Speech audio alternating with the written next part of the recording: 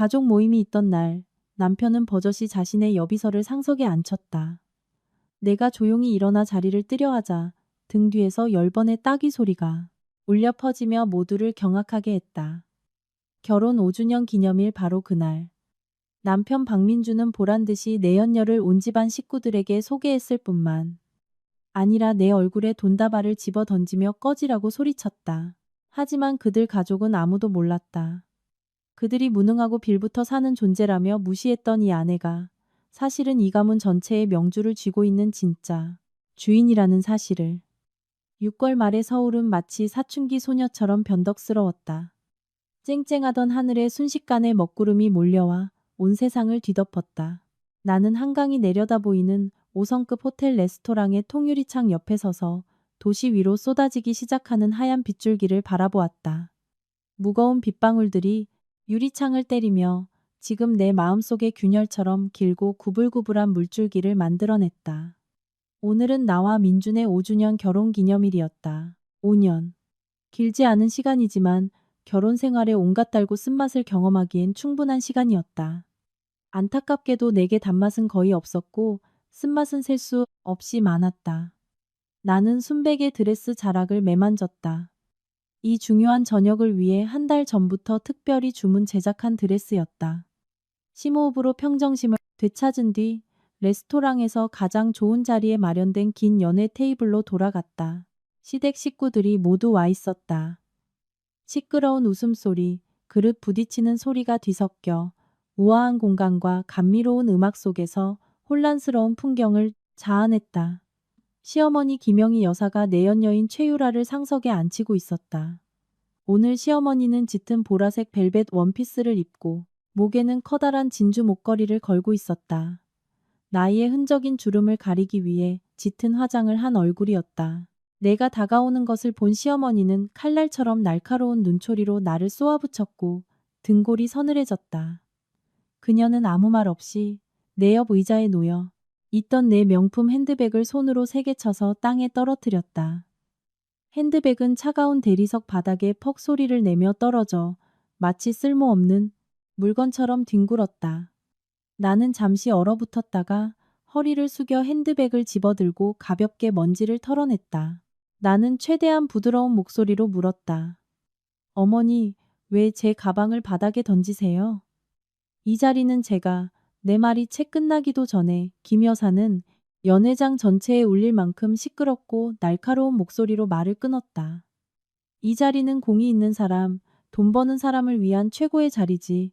너처럼 빌부터 사는 년이 앉을 자리가 아니야. 내 꼴을 좀 봐라. 시집 온 지 5년 동안 시댁밥 축내고 시댁집 달케하면서 배는 아직도 납작하잖아. 씨 없는 수박 같은 년. 네가 거기 앉으면 우리 집안 전체에 재수 없는 일이 생길까 두렵지도 않니? 그녀의 말은 사람들 앞에서 내 얼굴에 끓는 물을 끼얹는 것과 같았다. 주변에 있던 박고모, 박삼촌, 평소 내게 돈 문제로 아쉬운 소리를 하던 친척들이 입을 가리고 킥킥거렸다. 그들은 동정심과 경멸이 뒤섞인 눈으로 나를 쳐다볼 뿐 누구 하나 나를 위해 나서주는 사람이 없었다. 나는 입술을 굳게 다물고 목구멍까지 차오른 분노를 억지로 삼켰다. 지난 5년간 나는 이런 혹독한 비난에 너무나 익숙해져 있었다. 내가 며느리로 들어온 날부터 김 여사는 늘 내가 가난한 집딸이 운 좋게 자신의 잘생기고 능력 있는 아들을 낚아챈 굴러온 돌이라고 여겼다. 그녀는 몰랐다. 그녀의 아들이 오늘날 가진 모든 것이 전부 내 손으로 일구고 만들어낸 것이라는 사실을. 하지만 나는 침묵을 선택했다. 가족의 화목을 위해, 남편의 체면을 위해 인내를 선택했다. 나는 조용히 의자를 끌어 김 여사의 눈초리를 피할 수 있는 구석진 곳으로 가 앉았다.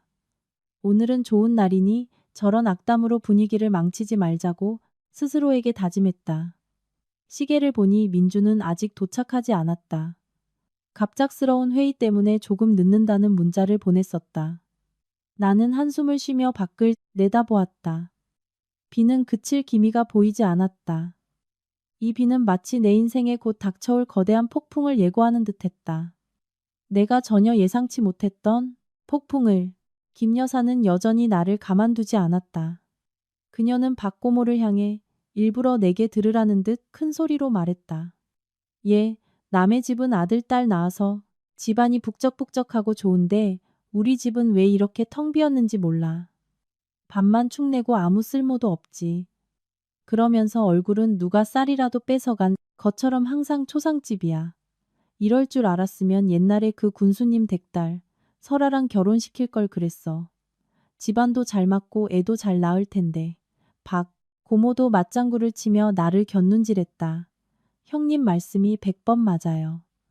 요즘 세상에 얼굴 예쁘고 성격 좋고 대를 이을 아들까지 잘 낳는 며느리 얻기가 얼마나 힘든데요.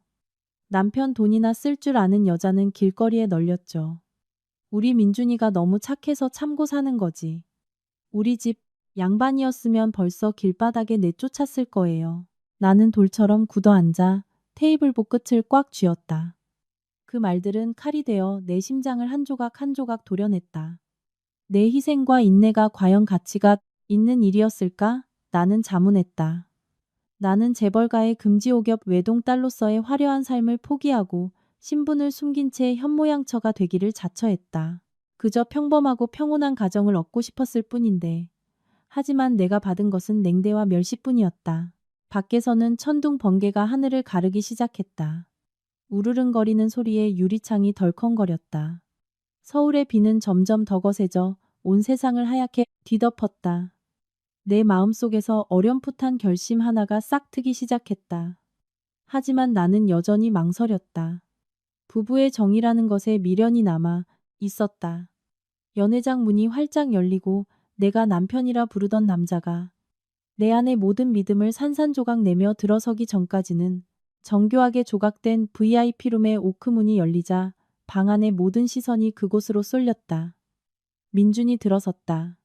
성공한 사업가답게 세련된 네이비 슈트를 차려입고 머리는 깔끔하게 빗어 넘긴 멋진 모습이었다.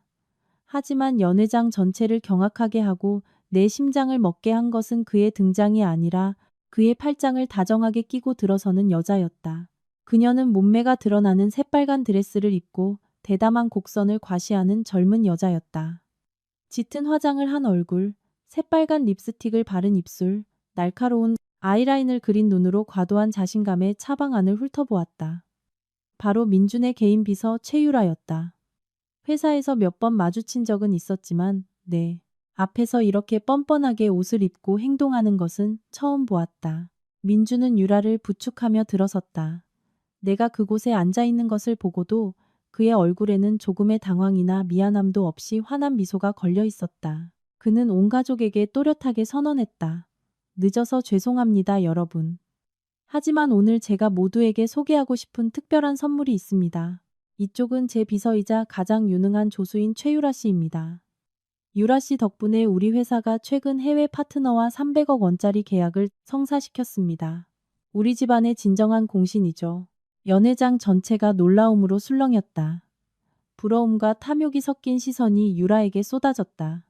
300억. 평범한 출신으로 늘 인생 역전을 꿈꾸던 시댁. 식구들에게는 어마어마한 액수였다. 김 여사는 300억이라는 숫자를 듣자 눈이 자동차 헤드라이트처럼 번쩍였다. 그녀는 서둘러 일어나 의자를 밀치고 유라에게 달려가 손을 잡았다. 나와 이야기할 때와는 180도 다른 태도였다. 어머나 세상에. 귀한 분이 오셨네. 유라. 양이구나. 민준이한테 얘기는 많이 들었는데 오늘에야 뵙는구나. 이렇게 예쁘고 능력도 좋으니 어떤 집안이 널 며느리로 맞을지 3대가 복을 받은 게 틀림없어. 유라는 애교 섞인 미소를 지으며 가식적인 목소리로 말했다. 과찬이세요, 사모님. 전 그저 민준 부장님을 조금 도와드렸을 뿐인걸요. 민준 부장님이야말로 정말 능력이 뛰어나세요. 전 부장님을 정말 존경한답니다.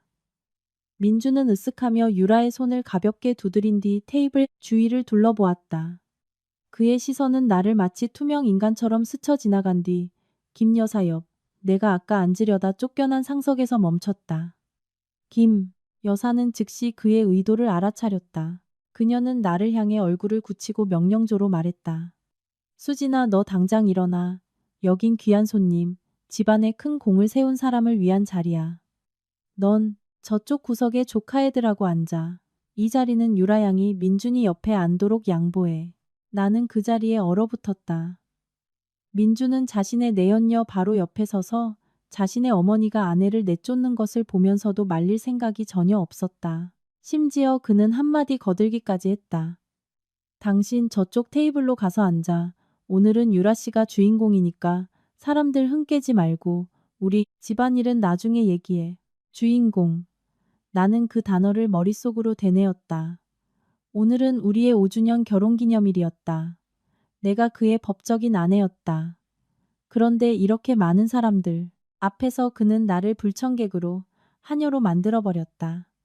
그리고 저 내연녀는 여왕이 되었다. 시댁 식구들이 웅성거리기 시작했다. 박 삼촌이 입을 열었다. 그래 수진아. 저 아가씨가 300억을 벌어왔다는데 공이 하늘과 바다 같지 않니? 넌 집에서 살림만 하는데 사업이 어떻게 돌아가는지 알기나 하겠어? 상석에 앉을 생각 말고 눈치껏 비켜주는 게 맞아. 박 고모도 거들었다. 유라 양은 풍채도 좋아서 민준이 옆에 앉아야 그림이 살지. 수진이는 촌스러워 보여서 거기 앉으면 괜히 분위기만 망친다니까? 나는 내 하얀 드레스를 내려다보았다. 이것은 세계적으로 유명한 패션하우스의 최신 디자인이었다. 그 가치는 지금 나를 비난하는 저들의 1년치 월급을 합친 것과 맞먹었다. 하지만 그들의 눈에 인간의 가치는 인격이나 품위가 아니라 눈앞에 번쩍이는 돈에 있었다. 나는 천천히 일어섰다. 두려워서도 복종해서도 아니었다. 나는 이 막장 드라마가 어디까지 갈지 보고 싶어서 일어섰다. 이 인간들의 뻔뻔함과 배은망덕함의 끝을 보고 싶었다. 나는 조용히 아이들이 닭다리를 놓고 다투고 있는 방구석의 빈자리로 걸어갔다. 유라는 당당하게 내가 떠난 자리에 앉았다. 그녀는 일부러 머리를 쓸어 넘기며 약지에 낀 커다란 다이아몬드 반지를 과시했다. 그녀는 도전과 승리감에 가득 찬 눈으로 나를 쳐다보았다. 민주는 그녀 옆에 앉아 다정하게 물을 따라주고 음식을 집어주었다. 지난 5년간 사람들 앞에서 내게는 단 한 번도 보여주지 않았던 자상한 모습이었다.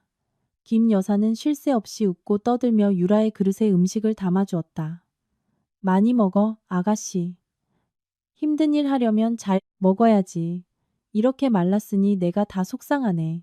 누구처럼 먹기만 하고 살만 뒤룩뒤룩 쪄서 아무짝에도 쓸모없는 거랑은 다르지. 그녀의 비아냥의 테이블 전체가 웃음바다가 되었다. 나는 구석에 앉아 눈물 젖은 밥을 삼켰다. 하지만 내 눈 깊은 곳에서 그 눈물은 점차 말라붙어 무서운 냉기로 결정되고 있었다. 나는 인내에 시간이 거의 끝나가고 있음을 알았다. 술자리가 무르익기 시작했다. 값비싼 레드와인이 연이어 터져 나왔다. 민주는 술기운과 흥분으로 붉어진 얼굴로 일어나 잔을 들었다. 그는 유라를 위해 새로운 계약을 위해 회사의 빛나는 미래를 위해 건배를 제안했다. 하지만 결혼기념일에 대한 언급은 단 한마디도 없었고 구석에 초라하게 앉아있는 아내에 대한 언급도 없었다. 유라가 담례로 일어섰다. 그녀는 잔에 담긴 와인을 흔들며 친척 한 사람 한 사람에게 술을 따랐다. 가는 곳마다 그녀는 싹싹하다, 똑똑하다, 아름답다는 칭찬을 받았다. 그녀는 아첨의 말들 사이를 날아다니는 화려한 나비 같았고 나는 잊혀진 희미한 그림자 같았다. 마침내 유라가 내게 다가왔다. 그녀는 내 앞에 서서 입가에는 여전히 환한 미소를 띠고 있었지만 눈빛은 칼날처럼 차가웠다. 형님, 한 잔 받으세요. 오늘 저에게 자리를 양보해 주셔서 감사해요. 형님은 정말 마음이 넓으시네요. 민준 씨가 늘 말하던 현명한 아내, 그 자체예요. 나는 고개를 들어 그녀를 쳐다보았지만 술잔을 받지 않았다. 나는 그녀가 악어의 눈물을 흘리고 있다는 것을 잘 알았다. 나는 차갑게 대답했다. 나는 술 못 마셔요. 당신이나 마셔요.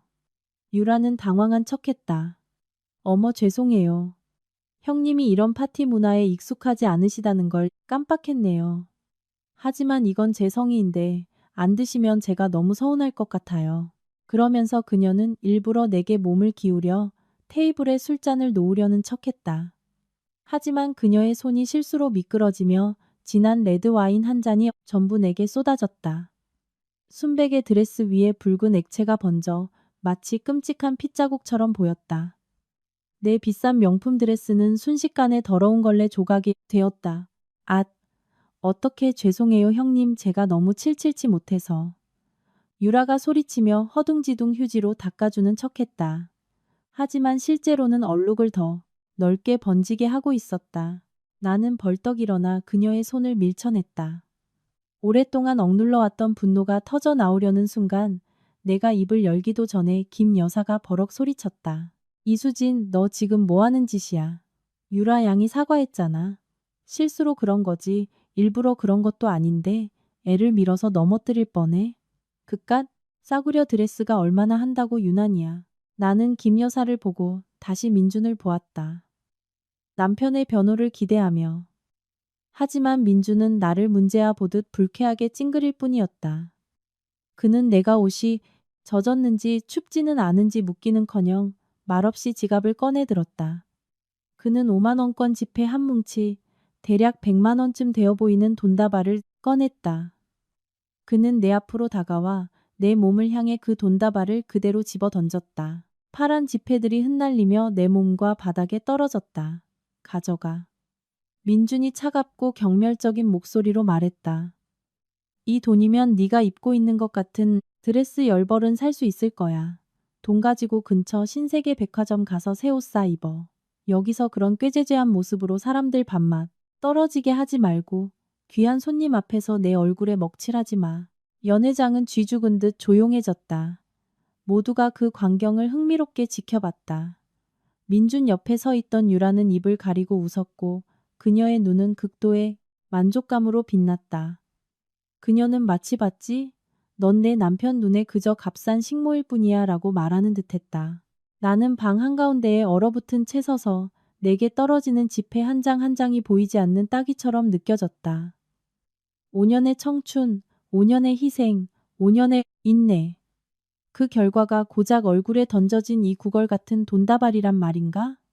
내가 한때 진심으로 사랑했던 남자, 내가 부모님의 전 재산을 몰래 쏟아부어 창업을 도왔던 그 남자가 이제 바로 그 돈으로 나를 모욕하고 있었다. 심장은 산산조각 났지만 이성은 그 어느 때보다도 맑게 깨어났다. 나는 울지 않았다. 내 눈물은 이런 양심 없는 자들을 위해 흘리기에는 너무나 아까웠다. 나는 천천히 허리를 숙였다. 김 여사는 내가 허리를 숙이는 것을 보고 비웃었다. 저것 봐. 돈 보니까 눈이 번쩍 뜨이지. 고상한 척은 다 하더니 결국 돈에 환장한 년이었어.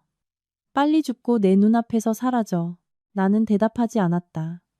나는 침착하게 지폐 한 장 한 장을 주워 손에 반듯하게 정리했다. 모두가 내가 돈을 들고 굴욕적으로 떠날 것이라고 생각했다. 하지만 그들은 틀렸다. 그들은 지금 자신들 앞에 서 있는 여자가 진정 누구인지 전혀 알지 못했다. 나는 돈다발을 손에 쥔 채 서 있었다.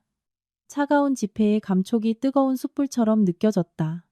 나는 한 장 한 장 정성스럽게 이상할 정도로 침착하고 느리게 폈다. 연회장의 분위기는 나의 기이한 태도에 가라앉는 듯했다. 민주는 나를 보며 미간을 찌푸렸다. 약간의 놀라움과 불쾌감이 섞여 있었다.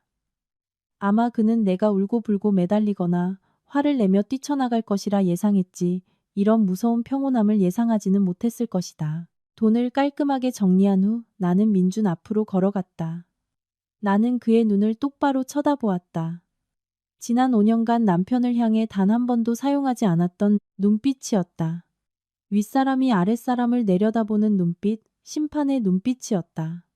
나는 유라가 마시다만 레드와인 잔 바로 옆 테이블 위에 돈다발을 세게 내려놓았다. 조용한 공간 속에서 퍽 하는 건조한 소리가 울렸다. 이 돈은 당신이 후회라는 약을 사는데 쓰도록 해. 나는 한 글자 한 글자 떨림없이 명확하게 말했다. 이 돈은 당신들의 저렴한 인격에 비하면 너무나 적은 액수야. 이런 더러운 돈 필요 없어. 민주는 경악했다. 그는 입을 딱 벌린 채 자신의 귀를 의심했다. 늘 순종적이고 남편에게 큰 소리 한 번 내지 못했던 아내가 감히 이런 신랄한 말을 내뱉다니. 당신, 감히 나한테 그런 식으로 말해? 민주는 내연녀와 친척들 앞에서 창피함과 분노로 얼굴이 시뻘개져 더듬거렸다. 나는 돌아서서 나가려고 했다. 이 오염된 공기 속에서 단 1초도 더 숨쉬고 싶지 않았다.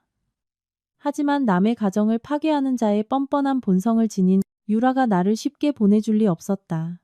그녀는 나를 끝까지 짓밟고 싶어 했다. 유라는 내게 달려와 사과하는 척하며 내 팔을 붙잡으려 했다. 형님, 화내지 마세요. 민준 씨가 성격이 급해서 그런 말을 한 거예요. 돈 가지고 옷 사러 가세요. 네, 제가 잘못했어요. 말을 하면서 그녀의 손은 몰래 내 옷자락을 세게 잡아당겼다. 동시에 그녀는 앞으로 발을 뻗어 미끄러운 바닥에서 나를 넘어뜨리려 했다. 너무나 유치한 수법이었지만 하이힐을 신고 마음이 복잡한 사람에게는 쉽게 걸려들 수 있었다. 하지만 그녀는 나를 얕봤다. 나는 그녀의 교활한 눈빛을 본 순간부터 이미 경계하고 있었다. 뒤에서 당기는 힘을 느끼자 나는 다리에 힘을 주고 단호하게 몸을 돌렸다. 나의 갑작스러운 회전 때문에 유라는 균형을 잃었다. 나를 넘어뜨리는 대신 그녀는 자신이 쏟았던 와인 웅덩이에 미끄러져 비틀거렸다. 악! 유라는 비명을 지르며 바닥에 복이 흉하게 나뒹굴었다. 짧은 빨간 드레스가 위로 말려 올라갔다. 지금 그녀의 모습은 정말 비참하고 우스꽝스러웠다. 김 여사는 자신의 황금알을 낳는 거위가 넘어진 것을 보고 마치 불이라도 난 듯 소리쳤다. 세상에 유라야. 이수진 저 미친년, 너 지금 뭐 하는 짓이야? 감히 유라 양을 밀어? 너 사람 죽일 셈이야? 그녀는 유라에게 달려가 부축한 뒤 나를 향해 손가락질하며 눈을 부릅떴다.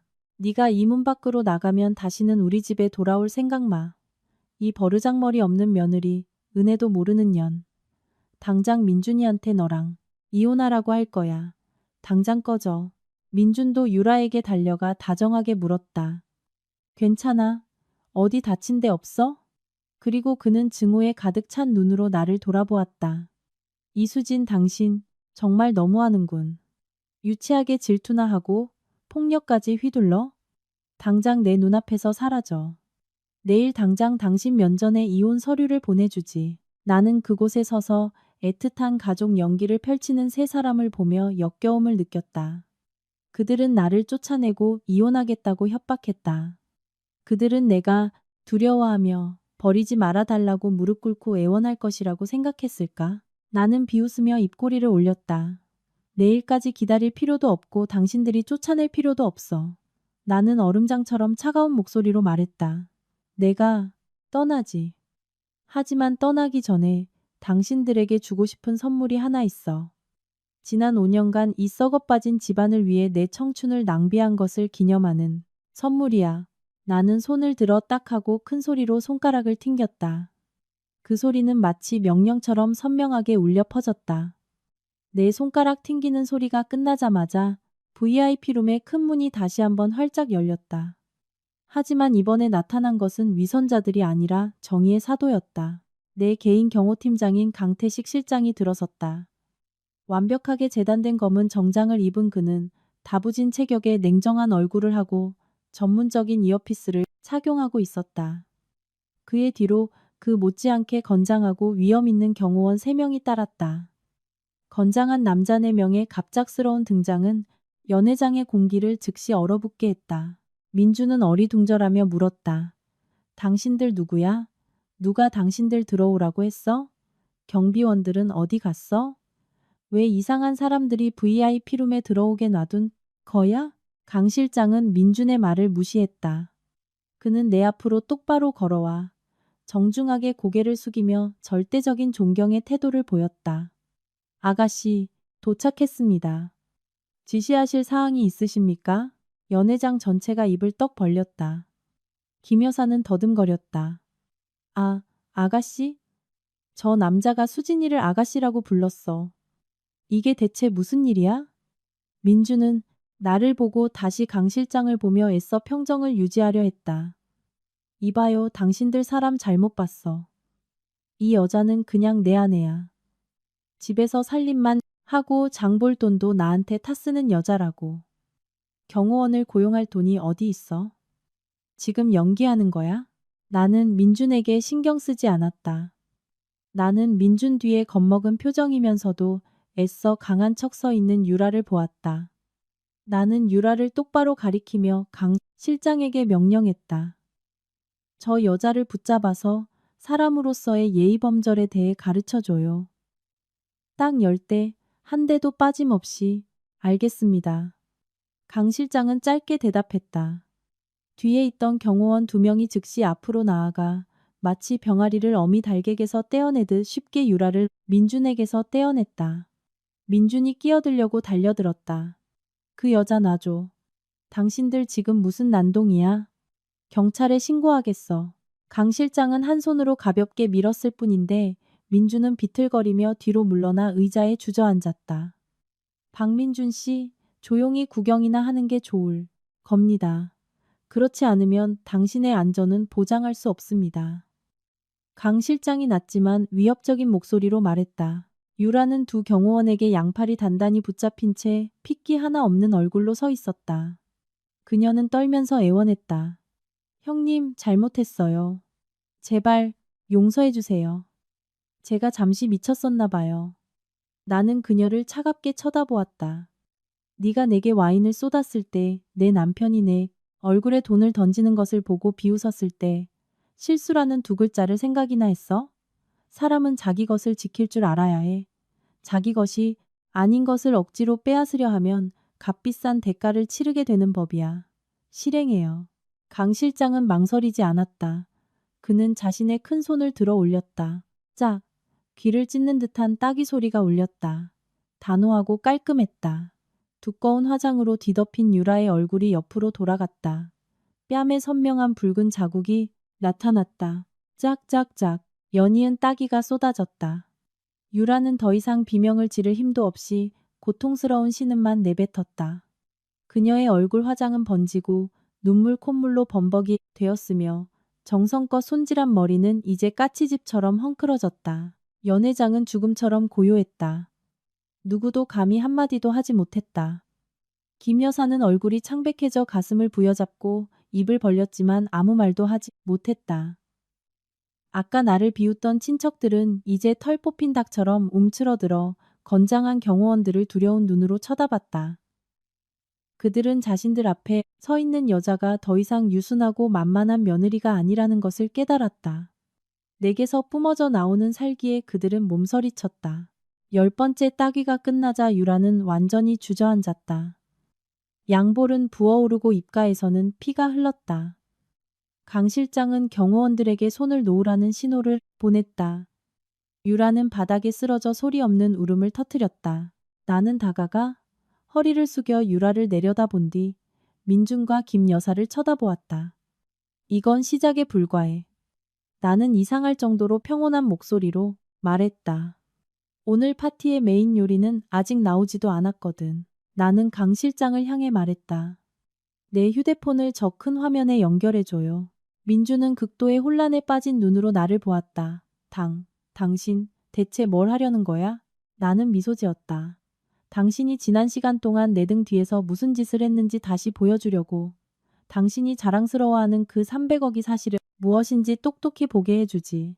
호텔의 거대한 LED 스크린에서 동영상이 재생되기 시작했다. 그리고 그것은 박민준의 인생의 종지부를 찍는 신호탄이 될 것이었다. 무대 뒤편의 거대한 LED 스크린, 조금 전까지만 해도 반짝이는 글씨체로 결혼 5주년을 축하합니다라는 위선적인 문구가 떠있던 그곳이 갑자기 꺼졌다. 연회장은 몇 초간 어두컴컴한 어둠에 잠겼고 이는 죄지은 자들에게 극도의 혼란을 주기에 충분했다. 그러다 갑자기 화면이 환하게 켜지며 선명한 영상이 모든 사람의 눈앞에 펼쳐졌다. 그것은 사랑의 기념 영상도 화목한 가족 사진도 아니었다. 그것은 CCTV에서 추출한 영상과 내가 고용한 사설 탐정이 직접 촬영한 클립들이었다. 화면 속에서 민준과 유라는 남편의 사무실에서 서로를 껴안고 있었다. 너무나 익숙한 공간이라 내가 꽂아둔 꽃병, 책상 위에 놓아둔 가족 사진이 민준에 의해 엎어져 있는 것까지 바로 알아볼 수 있었다. 유라의 교태 섞인 웃음소리가 레스토랑의 고성능 스피커를 통해 또렷하게 울려 퍼졌다. 귀에 거슬리고 더럽기 짝이 없었다. 다음 장면은 두 사람이 부산의 한 고급 호텔 프런트에서 체크인하는 모습이었다. 민준이 내게 중요한 파트너를 만나러 출장을 간다고 거짓말했던 바로 그 주말이었다. 민준의 얼굴은 핏기 하나 없이 새하얘졌다. 그는 화면을 향해 달려가 마치 벌거벗겨진 진실을 가리려는 듯 허공에 두 팔을 휘저었다. 그는 레스토랑 기술 직원에게 고함을 질렀다. 당장 꺼. 저 빌어먹을 화면 당장 끄라고. 누가 저딴 걸 틀라고 했어? 당장 꺼.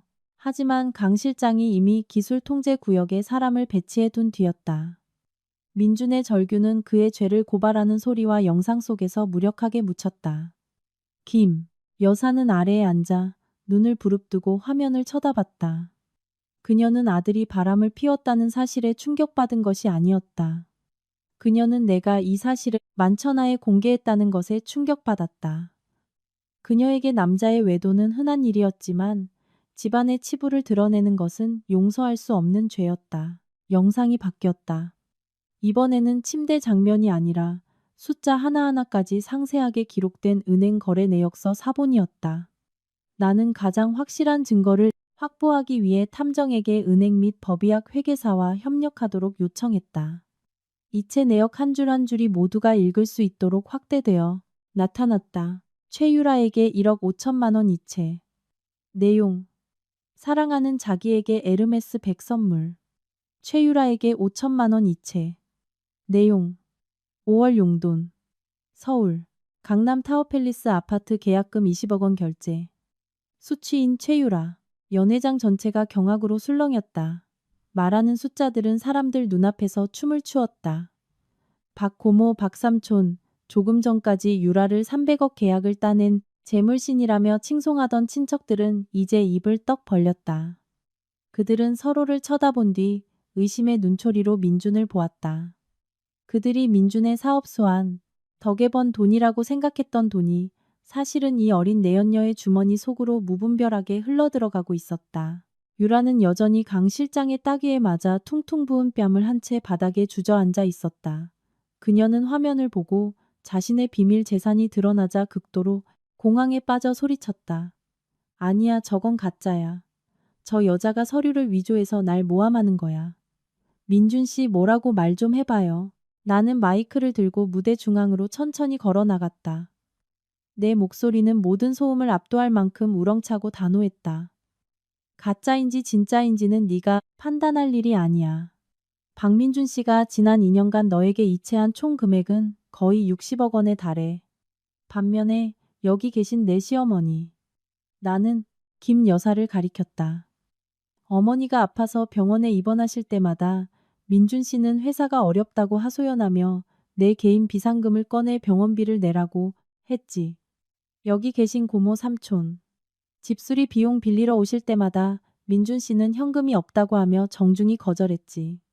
알고 보니 이 집안의 돈은 모두 이 작은 비서 아가씨의 명품백과 옷 속으로 들어갔던 거군. 내 말은 친척들의 분노에 불을 지폈다. 박 삼촌이 벌떡 일어나 얼굴이 시뻘개져 소리쳤다. 뭐라고 민준아. 너 나한테는 회사가 적자라서 새는 지분 고칠 5천만 원도 빌려줄 돈이 없다고 했잖아. 그런데 여자한테는 이렇게 돈을 퍼부었어. 넌 나를 뭘로 본 거야?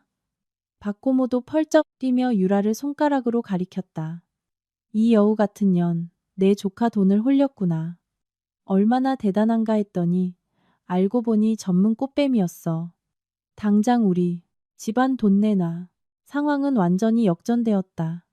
조금 전까지 유라를 칭송하던 자들이 이제는 그녀에게 무자비한 욕설을 퍼부었다.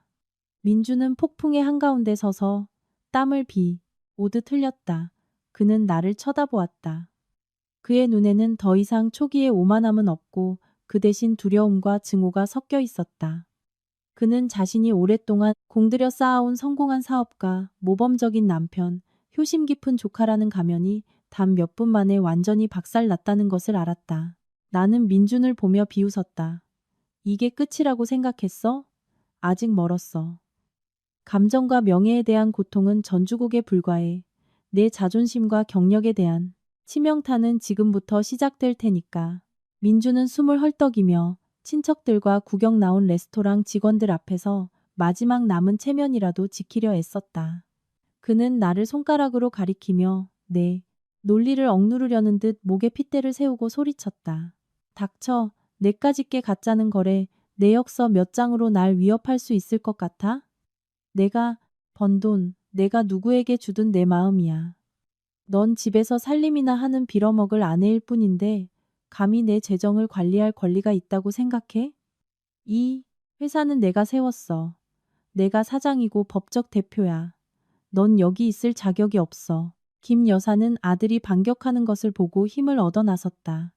그녀는 일어나 옷매무새를 가다듬고 턱을 치켜들며 말했다. 그래 맞아.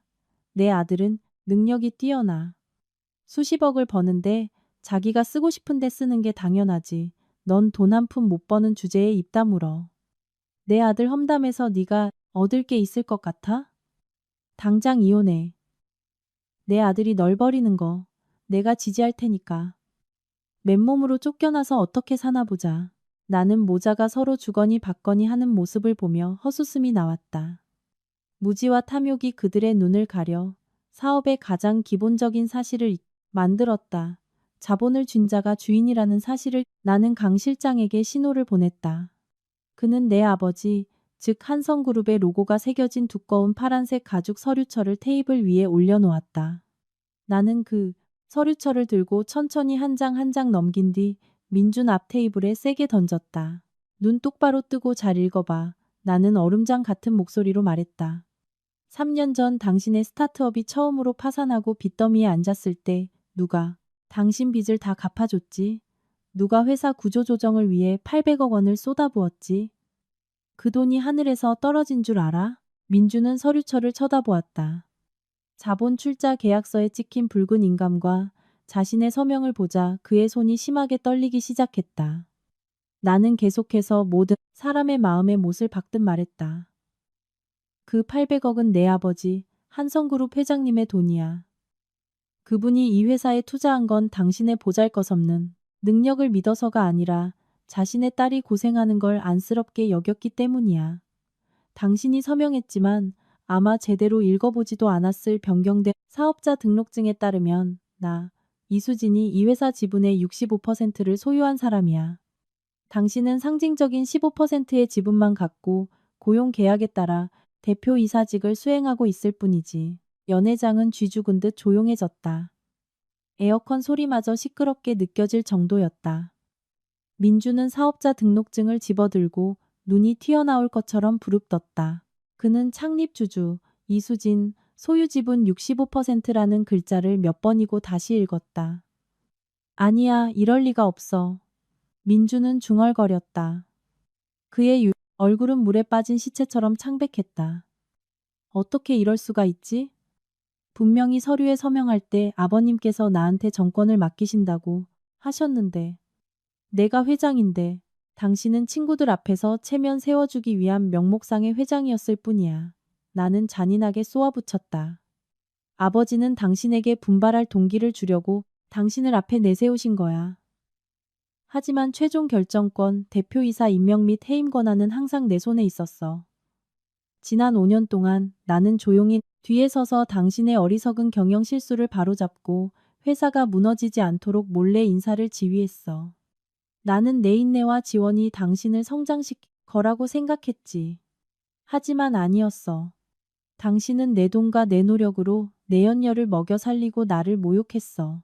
김 여사는 이 말을 듣고 다리에 힘이 풀려 의자에 주저앉았다. 그녀는 더듬거렸다. 너, 거짓말하지 마.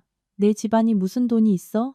넌 그냥 시골에서 장사나 하는 가난한 집 딸이잖아. 나는 씁쓸하게 웃었다. 그건 어머니 마음을 떠보려고 제가 한 말이었어요. 제가 돈도 배경도 없다면 어머니와 이 가족이 저를 어떻게 대할지 보고 싶었거든요. 결과는 보시다시피죠.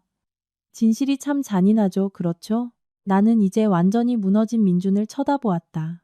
최대 주주이자 실질적인 이사회 의장으로서 나는 지금 이 순간부로 박민준 씨를 대표이사직에서 해임함을 통보합니다. 당신 명의로 된 회사의 모든 자산, 차량, 법인카드는 회수될 것입니다. 당신은 다시 원점으로 돌아간 거야. 빈털터리, 실패자로.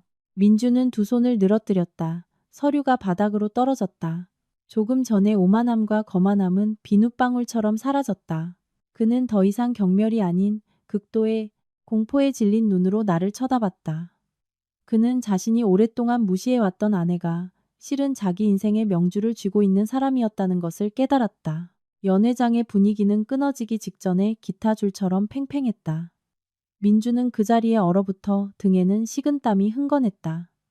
유라는 여전히 바닥에 움츠린 채 살기를 찾으려 눈을 굴렸지만 모든 출구는 내 경호원들이 막고 있었다.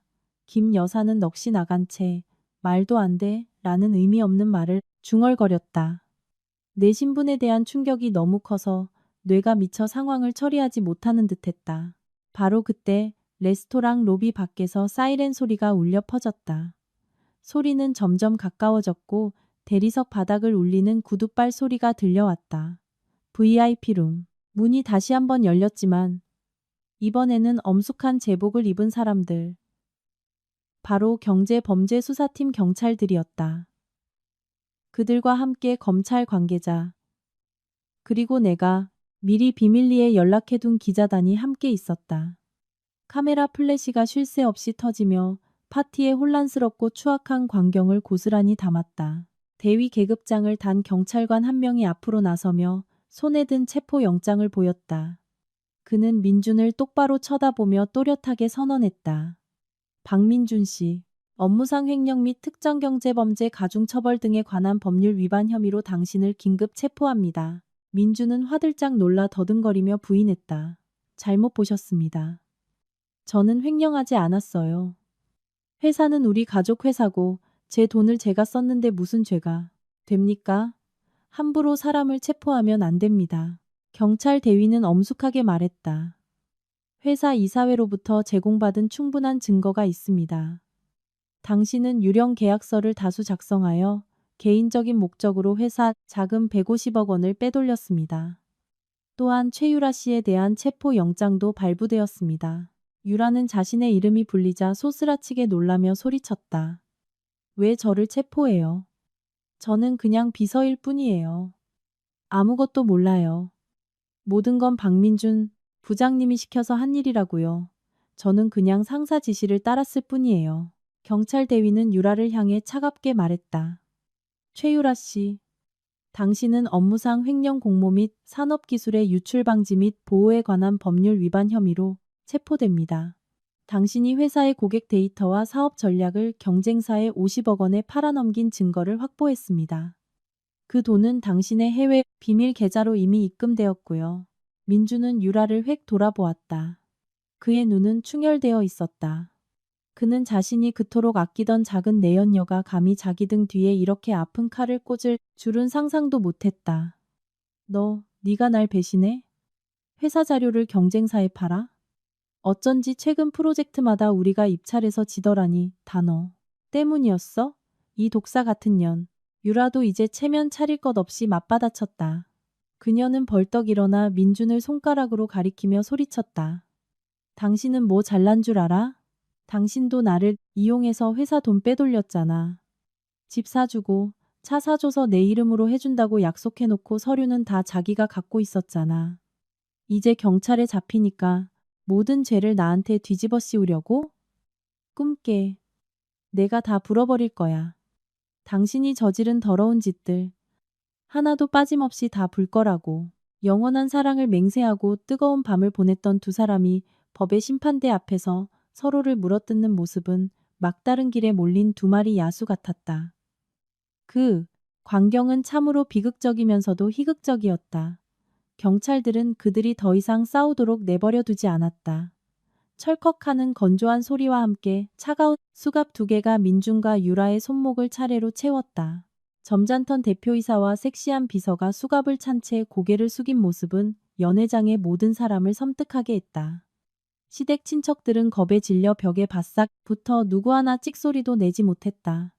그들은 자신들도 연루될까봐, 경찰 조사를 받을까봐 두려워했다. 김 여사는 아들이 수갑을 차는 것을 보고 비통하게 울부짖으며 경찰에게 달려들려 했다. 내 아들 놔줘. 내 아들은 죄가 없어. 당신들 사람 잘못 잡았어. 놔주라고. 하지만 늙은 여인의 힘으로 임무를 수행 중인 경찰들을 막을 수는 없었다. 강 실장은 경호원에게 신호를 보내 김 여사가 공무집행을 방해하지 않도록 가볍게 제지했다. 민주는 끌려가면서 마지막으로 나를 쳐다보았다. 그의 눈에는 절망과 뒤늦은 후회가 담겨 있었지만 모든 것은 너무 늦었다. 인과응보는 누구도 피해갈 수 없었고 오늘 그것은 그의 진문을 두드렸다. 민준과 유라의 모습이 경찰들과 함께 문 밖으로 사라지자 연 회장은 그 어느 때보다도 혼란스러워졌다. 김 여사는 바닥에 주저앉아 가슴을 치며 통곡했다. 그녀는 불타는 증오의 눈으로 나를 쳐다보았다. 마치 당장이라도 나를 산채로 잡아먹을 듯한 기세였다. 이 천하의 몹쓸 년, 네가 내 남편을 망치고 이 집안을 망쳤어. 이 악독한 것, 왜 경찰에 신고해서 애를 잡아넣어? 집안일은 조용히 해결해야지 어떻게 해? 앞길을 이렇게 막을 수가 있어. 김 여사는 울부짖었다. 눈물 콧물이 뒤범벅되어 두꺼운 화장 위로 흘러내렸고 그 아래로 늙고 주름진 아기의 찬 얼굴이 드러났다.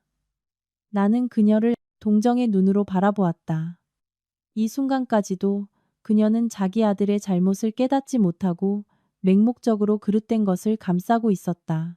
어머니, 나는 마지막으로 그 호칭을 비꼬는 투로 불렀다. 제가 민준 씨를 망쳤다고요? 어머니의 맹목적인 감싸기와 탐욕이야말로 그를 감옥으로 밀어넣은 거예요.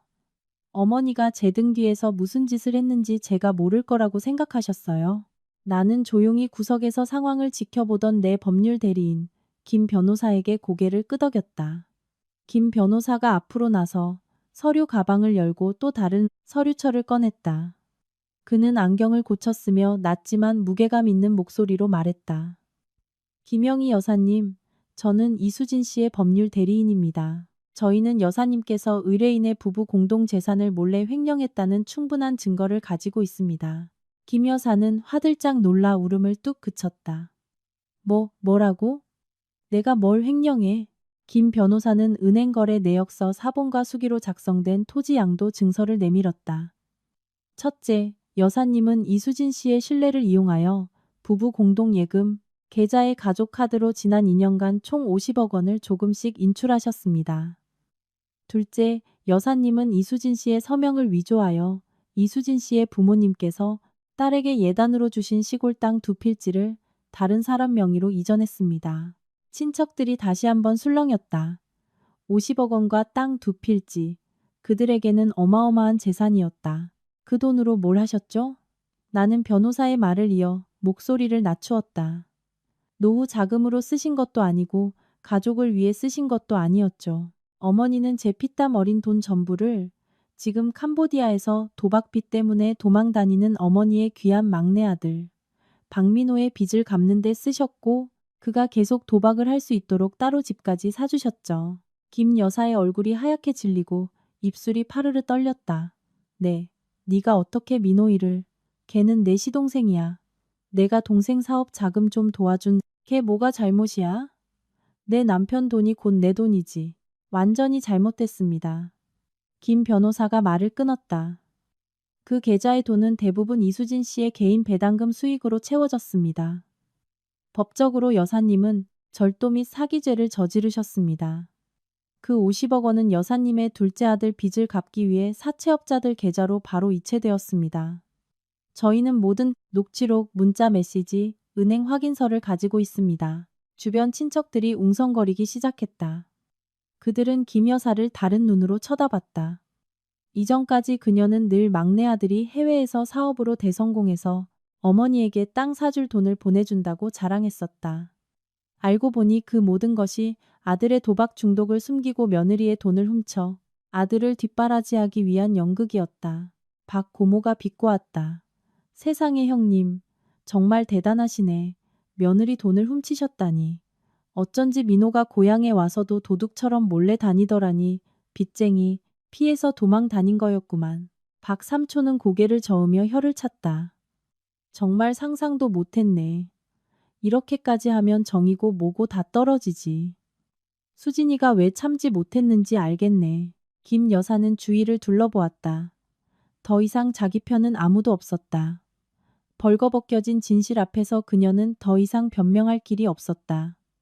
그녀는 나를 향해 태도를 바꿔 애원하기 시작했다. 수진아, 제발 엄마 좀 봐줘. 내가 잠깐 정신이 나갔었어. 동생이 너무 불쌍해서 그랬어. 걔가 지금 힘든데 사채업자들한테 당하는 걸 어떻게 눈뜨고 봐. 넌 돈도 많잖아. 그냥 동생한테 적선했다 쳐주면 안 될까? 나는 큰 소리로 웃었다. 비웃음이 방 전체에 울려 퍼졌다. 적선이라고요? 제가 돈 찍어내는 기계로 보이세요? 아니면 자선 사업가로? 지난 5년간 제가 어머니를 봉양했을 때 어머니는 저를 하녀 취급하셨죠. 이제 제 돈을 훔치고는 적선해달라고요? 그런 일은 없어요, 김 여사님. 제 돈은 피와 땀이지. 당신 아들 도박판에 태워버릴 낙엽이 아니에요. 나는 그녀의 눈을 똑바로 쳐다보며 결정타를 날렸다. 김 변호사님, 저분께 법적 결과를 알려드리세요. 김 변호사는 서류철을 덮고 법률 대리인의 엄중한 눈으로 김 여사를 보았다. 그는 망치로 내리치듯 한 글자 한 글자 힘주어 선언했다. 여사님, 제 의뢰인 이수진 씨는 여사님께서 횡령한 현금 50억 원과 토지 두 필지를 30일 이내에 모두 반환할 것을 요구합니다. 만약 이 기한을 넘길 시 저희는 공식적으로 경찰에 고소장을 제출할 것입니다. 횡령액이 크고 신뢰관계 악용 및 서명 위조 등 가중 처벌 사유가 더해져 여사님께는 징역 20년 혹은 무기징역까지 선고될 수 있습니다. 징역이라는 두 글자는 김 여사의 귀에 천둥처럼 내리꽂혔다. 체면과 허영심에 목숨 걸고 평생 며느리나 구박하며 이웃에게 자랑하는 것밖에 모르던 그녀였다. 이제 흙으로 돌아갈 나이에 죄수복을 입고 철창 신세를 져야 한다는 상상은 그녀를 극도의 공포에 빠뜨렸다. 20년? 김 여사는 더듬거렸다.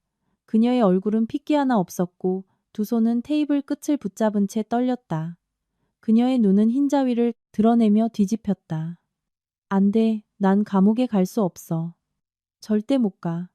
수진아, 차라리 날 죽여라. 지금 당장 그 돈을 어디서 구해. 민호가 다 써버렸단 말이야. 나는 차갑게 대답했다. 그건 어머니 사정이죠.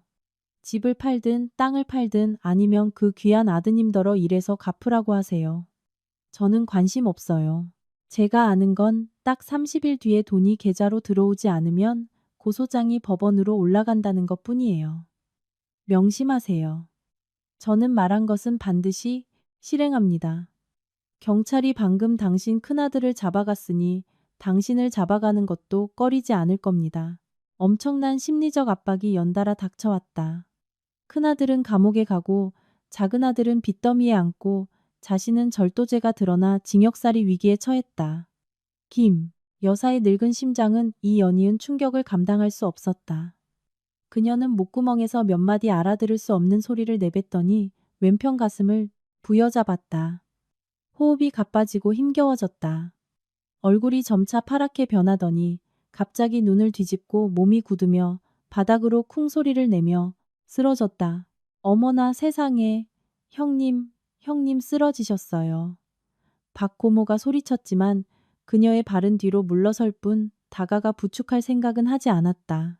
친척들은 웅성거리며 어떤 이는 소리를 지르고 어떤 이는 휴대폰으로 촬영했지만 책임질까 두려워 누구 하나 감히 그녀를 건드리지 않았다.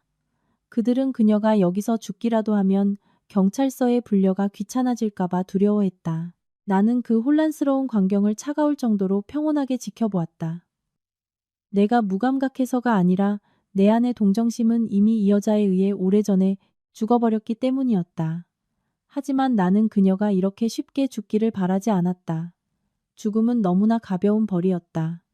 그녀는 살아야 했다. 자신이 그토록 자랑스러워했던 가족이 무너지는 것을 똑똑히 지켜보며 살아야 했다. 자신이 저지른 일에 대한 대가를 치르며 살아야 했다. 나는 강 실장을 돌아보며 말했다. 119에 전화해요. 그리고 가장 가까운 국제병원에 연락해서 구급차를 바로 보내달라고 해요. 강 실장은 고개를 끄덕이고 즉시 전화를 걸었다. 구급차가 오기를 기다리는 동안 나는 김 여사에게 한 발짝도 다가가지 않았다. 나는 친척들이 걱정하는 척하며 허둥대는 것을 내버려 두었다. 나는 의자를 끌어와 앉아 생수 한 모금을 마셨다. 시원한 물이 목을 타고 내려가 갈증을 해소했지만 지난 5년간 타오르던 증오의 불길까지는 잠재울 수 없었다. 10분 후 구급대원들이 들것을 밀고 들어왔다. 그들은 신속하게 응급처치를 하고 김 여사에게 산소 마스크를 씌운 뒤 차에 실었다. 연 회장은 음식물 쓰레기와 쏟아진 와인, 뒤엉킨 의자와 테이블로 아수라장이었다. 한 구급대원이 돌아보며 물었다. 환자 보호자분 계십니까? 2번. 수속을 위해 한 분이 같이 타셔야 합니다. 모든 친척의 시선이 내게 쏠렸다. 그들은 당연히 며느리인 내가 시어머니를 돌보러 따라가야 한다고 생각했다. 하지만 나는 일어나 핸드백을 고쳐 메고 구급대원에게 말했다. 저는 저분의 채권자입니다. 보호자들은 저기 다 있네요. 나는 박고모와 박삼촌 무리를 가리켰다. 고모, 삼촌. 가서 형님 간호하세요. 전 회사 일이 바빠서요. 응급처치 비용은 제가 선결제했으니 마지막 적선이라고 생각하세요. 나머지는 알아서들 하시고요. 말을 마친 뒤 나는 강 실장과 경호팀에게 철수 신호를 보냈다. 나는 레스토랑을 나섰다. 등 뒤에서는 누가 구급차에 타야 할지를 놓고 서로 책임을 떠넘기는 친척들의 목소리가 들려왔다. 밖은 비가 그쳐 있었다. 비 온 뒤에 공기는 상쾌하고 시원했다. 나는 깊게 숨을 들이마셨다. 가슴이 뻥 뚫리는 기분이었다. 결혼기념일 파티는 시댁의 비극으로 끝났지만 내 새로운 인생의 시작이었다. 더 이상 누구에게도 고개 숙이지 않고 오직 나 자신을 위해 살아갈 인생의 시작. 국제병원은 레스토랑에서 차로 약 20분 거리에 있었다. 비록 내가 친척들에게 알아서 하라고 선언했지만 재정과 법적 책임의 최종 결정권자로서 나는 여전히 김 여사의 입원 수속을 마무리하기 위해 병원에 들러야 했다. 사람들이 나를 시어머니가 길에서 죽게 내버려 둘 만큼 비정하다고 말하게 하고 싶지는 않았다. 나는 이 일을 동정심 때문이 아니라 모든 것을 마지막 순간까지 명확하고 깔끔하게 처리하고 싶어서 했다. 나는 응급실 복도 대기 의자에 앉아 있었다. 손에는 방금 의사에게 받은 진료 기록지가 들려 있었다. 김 여사는 심리적 충격으로 인한 가벼운 심근경색에 혈압이 급상승했다. 현재 위기는 넘겼지만 경과를 지켜보기 위해 입원이 필요했다. 강 실장은 내 옆에 호위무사처럼 굳건히 서서 경계심 가득한 눈으로 주위를 살폈다. 갑자기 응급실 정문 쪽에서 시끄러운 소란이 일었다. 거친 욕설이 쩌렁쩌렁 울려 간호사들과 다른 환자 가족들이 양옆으로 비켜섰다. 양팔에 문신을 가득하고 머리는 노랗게 염색한 마른 체격의 젊은 남자가 난입했다. 그의 뒤로는 험상궂게 생긴 남자 2명이 따랐는데 한눈에 봐도 길거리 건달들이었다. 바로 민준의 동생이자 김 여사가 금이야 오기야 키운 막내 아들 박민호였다. 민호는 대기 의자에 앉아있는 나를 보자마자 미친 짐승처럼 달려들었다. 그의 눈은 핏발이 서 있었고 술 냄새가 진동했다. 그는 내 얼굴에 대고 손가락질하며 고함을 질렀다. 이 미친년, 당장 일어나. 네가 우리 형 감옥 보내고 이제 우리 엄마까지 죽이려고 해? 내가 널 죽여서 우리 집안에 복수를 하겠어. 민호는 기세등등하게 달려들어 내 얼굴에 주먹을 날리려 했다. 그의 똘마니 2명도 위협적으로 가세했다. 그들의 행동은 너무나 빠르고 난폭해서 몇몇 간호사들은 비명을 지르며 약품 쟁반을 바닥에 와장창 떨어뜨렸다. 나는 의자에 꼼짝도 하지 않고 앉아 있었다. 나는 민호의 성격을 너무나 잘 알았다. 그는 겉으로만 허세를 부릴 뿐 실제로는 어머니의 과보호와 형의 후광에 기대어 으스대는 속은 텅 비고 비겁한 놈이었다. 게다가 나는 강 실장이 누구도 내 몸에 손끝 하나 대지 못하게 할 것이라는 것을 알았다. 아니나 다를까 민호의 주먹이 내 얼굴에 닿기 직전 쇠집게처럼 단단한 손이 그의 손목을 낚아챘다. 강 실장의 움직임은 번개처럼 빨랐다. 그는 민호의 팔을 등 뒤로 꺾어버리는 동시에 발로 그의 오금을 세게 찼다. 민호는 고통스러운 비명을 지르며 그대로 내 앞에 무릎을 꿇고 쓰러졌다. 똘마니 2명이 그를 구하려 달려들었지만 구석구석에서 나타난 내 다른 경호원 3명에게 즉시 제압당했다. 불과 몇 초 만에 동네 양아치들은 완전히 제압되어 차가운 병원벽에 얼굴을 밟고 있었다. 나는 천천히 일어나 옷매무새를 가다듬고 발밑에서 고통으로 신음하는 민호를 내려다보았다. 도련님 오랜만이네요. 여전히 그 시장 잡배 같은 버릇은 못 고쳤군요. 여긴 사람을 살리는 병원이지 당신이 마음대로 행패를 부릴 수 있는 도박장이나 술집이 아니에요. 민호는 나를 올려다보며 여전히 허세를 부렸다. 이거나 이 악독한 여자야. 돈 많다고 경호원 시켜서 사람 패는 거냐? 폭행죄로 고소할 거야. 우리 엄마 돈 돌려주고 우리 형 풀어줘. 안 그러면 내가 네 회사에 불을 질러버릴 테다. 나는 비웃었다. 이 지경에 와서도 여전히 협박이라니. 그는 어머니가 죽어가는지 사는지 묻지도 않았다. 그가 처음 요구한 것도 돈 2번째, 요구한 것도 이익이었다. 역시 아이는 어머니를 보고 배운다더니 김 여사는 끔찍한 교육 실패작을 만들어냈다. 내 회사에 불을 지르겠다고? 좋아. 그 말 기억해뒀다가 재물손괴 협박죄로 경찰에 추가 신고해주지. 나는 평온하게 말했다. 하지만 그 전에 내 정신부터 차리게 하고 내 빚 얘기를 해야 할 것 같은데 나는 강 실장에게 신호를 보냈다. 그는 민호의 겨드랑이를 잡아 일으켜 복도 끝 한적한 구내식당으로 질질 끌고 갔다. 나는 유유히 그 뒤를 따랐다. 나의 여유로운 모습은 시동생의 추레하고 비참한 모습과 극명한 대조를 이루었다. 병원 구내식당은 이 시간에 꽤 한적했고 몇몇 환자 가족들만이 꾸벅꾸벅 졸고 있었다. 강 실장은 민호를 플라스틱 의자에 거칠게 앉혔다. 그가 딴짓을 못하도록 양어깨를 단단히 누른 채였다. 민호의 똘마니 2명은 이미 다른 경호원들에게 끌려나가 공공장소에서의 예절 교육을 받고 있었다. 테이블 위에는 식당 직원이 방금 끓인 뜨거운 녹차 주전자가 놓여 있었다. 김이 모락모락 피어오르며 쌉쌀한 향기를 풍겼다. 나는 민호의 맞은편에 여유롭게 앉아 직접 찻잔에 뜨거운 차를 따랐다. 맑은 노란색의 차가 뜨거운 김을 내뿜었다. 민호는 찻잔을 보며 꿀꺽 침을 삼켰다. 그는 두려우면서도 술 기운에 목이 탔다. 누나 뭐 하려는 거야? 민호는 전세가 역전된 것을 깨닫자 너에서 누나로 호칭을 바꿨다. 나는 뜨거운 찻잔을 손에 들고 가볍게 돌렸다. 도련님, 옛말에 남을 탓하기 전에 자신을 먼저 돌아보라는 말이 있지. 자기 자신은 돌아볼 생각도 안 하고 매일 놀고 먹으며 늙은 어머니 등골 빼먹고 형 고생시키더니 이제는 형수한테 폭력까지 휘두르려 해? 네가 이 차를 마실 자격이 있다고 생각해? 말을 마치자마자 나는 그에게 찻잔을 건네지 않았다. 나는 잔을 기울여 뜨거운 찬물을 그의 운동화 코앞에 쏟아부었다. 뜨거운 물이 그의 다리에 튀었다. 민호는 화들짝 놀라 발을 빼며 얼굴이 창백해졌다. 거기서 멈추지 않고 나는 남은 주전자의 차를 그대로 그의 얼굴에 끼얹었다. 물론 주전자의 물은 처음 끓였을 때보다는 조금 식어서 심한 화상을 입힐 정도는 아니었지만 그가 아픔에 정신을 차리게 하기에는 충분히 뜨거웠다. 악, 뜨거워.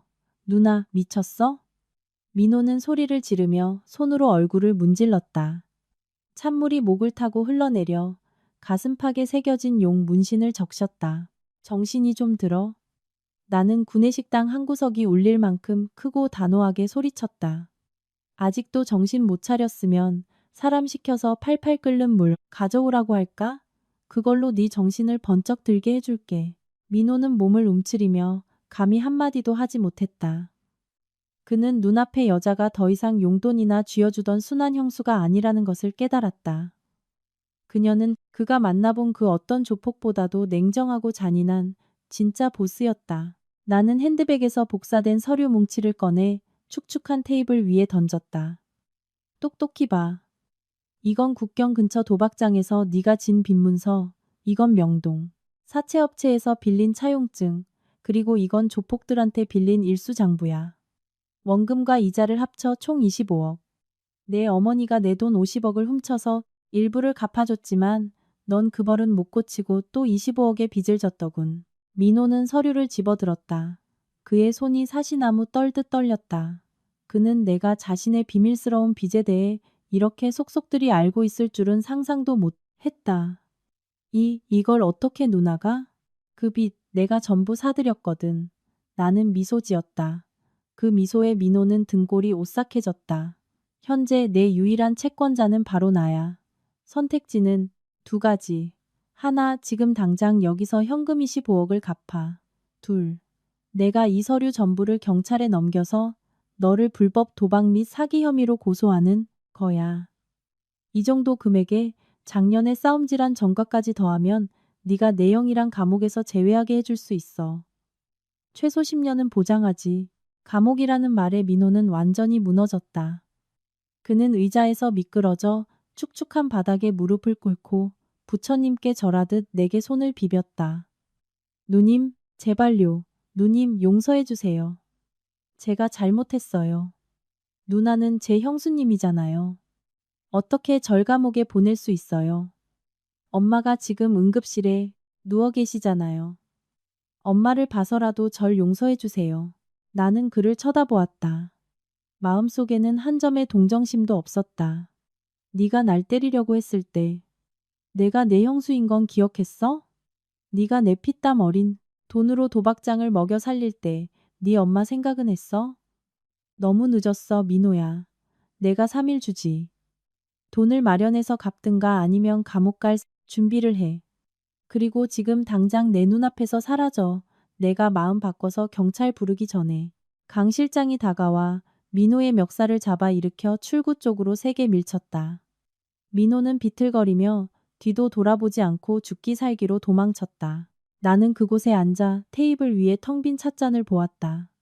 뜨거운 차 한 잔이 사람을 정신 차리게 할 수도 있지만 어떤 인간들은 너무나 어리석어서 끓는 물을 퍼부어도 그 영혼의 더러움을 씻어낼 수 없었다. 식당에서의 소동 이틀 후 나는 서울 구치소에 있었다. 이곳의 공기는 살균제 냄새와 절망으로 무겁고 답답했다. 나는 면회실에 앉아 있었다. 우리 사이에는 두 개의 세계, 자유와 속박을 가르는 두꺼운 강화유리가 있었다. 교도관에게 이끌려 나온 민주는 불과 이틀 만에 내가 알던 그 멋진 대표이사의 모습은 온데간데 없이 초췌했다.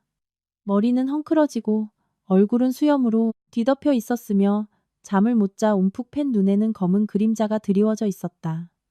그는 죄수복인 회색 줄무늬 옷을 입고 비틀거리며 걸어 나왔다. 예전의 기세는 조금도 찾아볼 수 없었다.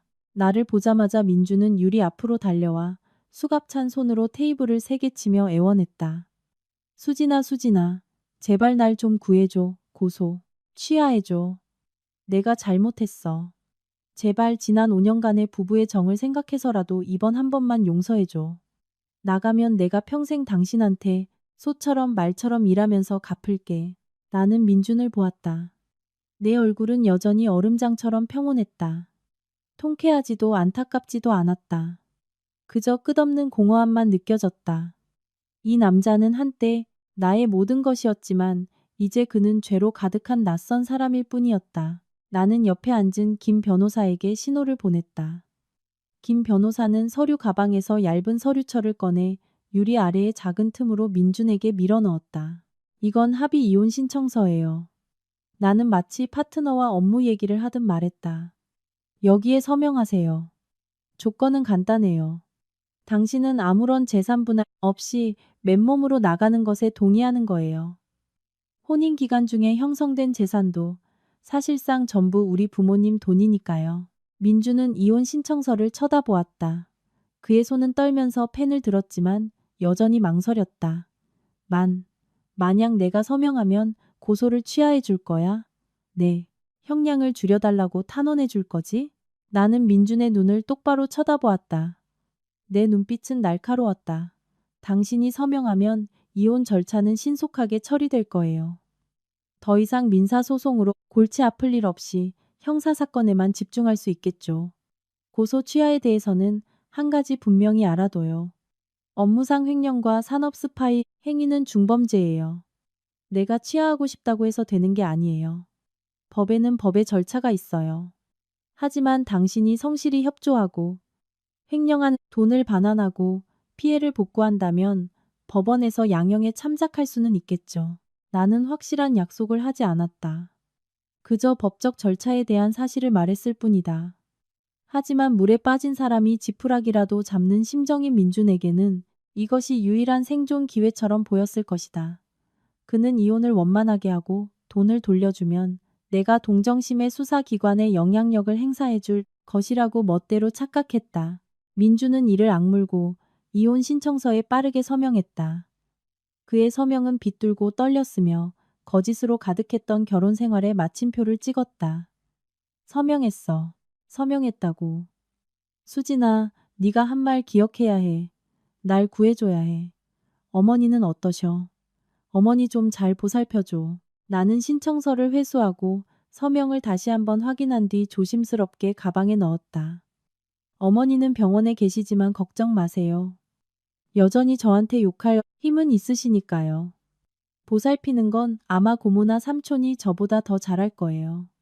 그럼 안녕히 부디 잘 교화돼서 사회에 도움이 되는 사람이 되길 바라요. 나는 일어나 단호하게 돌아서서 걸어갔다. 수진아, 수진아, 가지마. 날 버리지 마. 민준의 절망적인 외침이 등 뒤에서 울려 퍼졌지만 나는 단 한 번도 돌아보지 않았다. 면회실 문이 쾅하고 닫히며 고통스러운 과거를 완전히 차단했다.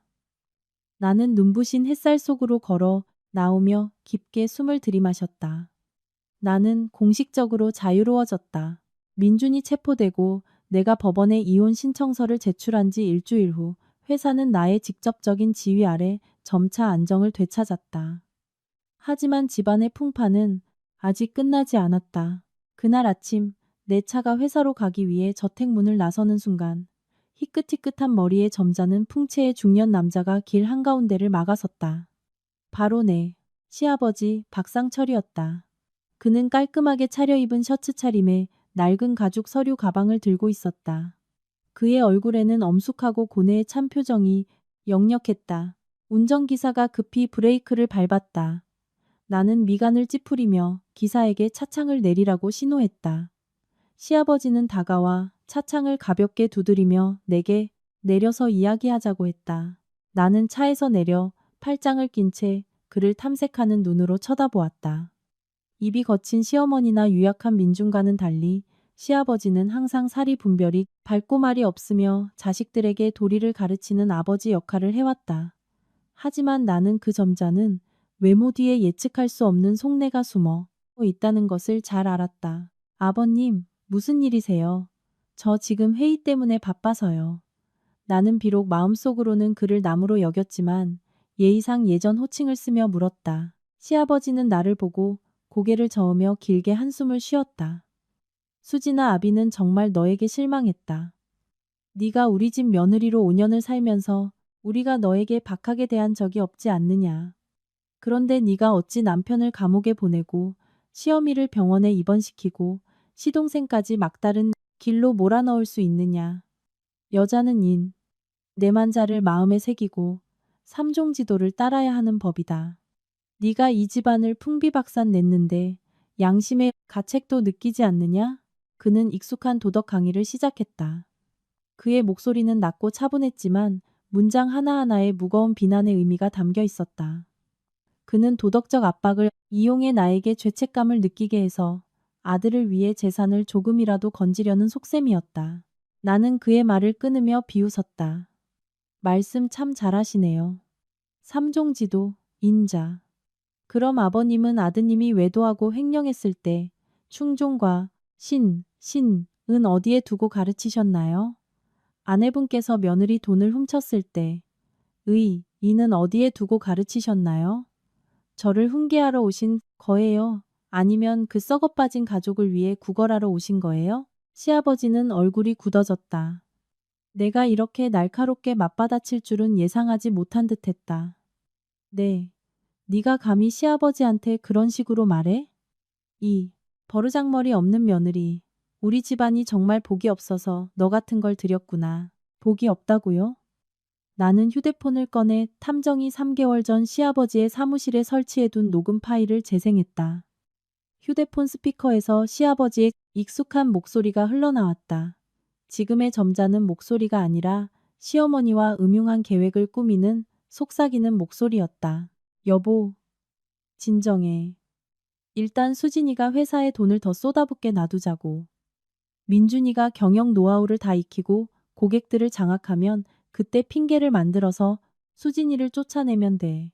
재산은 우리 박씨 집안으로 들어와야지 어떻게 다른 성씨 여자 손에 권력을 쥐어줄 수 있겠어.